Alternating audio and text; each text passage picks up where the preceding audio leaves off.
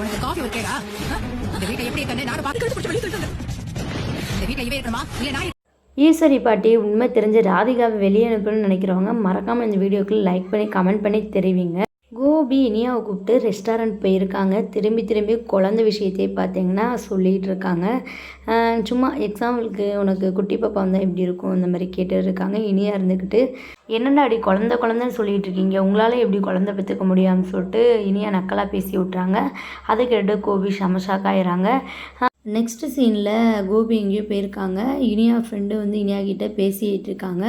கோபி வந்ததுமே அவரை பிடிச்சி திட்டி விட்ற, ஒரு பொண்ணு தனியாக இருந்தால் நீ வீட்டில் பேசியிருப்படா கிளம்பு அப்படின்னு சொல்லிட்டு சொல்கிறாங்க.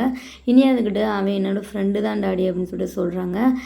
அவர் இந்த மாதிரி கோபியை அங்கே ஃபஸ்ட்டு டாடின்னு சொல்கிறாரு, அப்புறம் மாமான்னு சொல்லிட்டு இருக்காரு. கோபி டென்ஷன் ஆகிட்டு அவர் அங்கேருந்து விரட்டி விட்றாங்க. அப்புறம் பார்த்திங்கன்னா குழந்தைக்கு பேர் வைக்கிற ஃபங்க்ஷனுக்காக எல்லா ஏற்பாடுமே பண்ணிகிட்ருக்காங்க.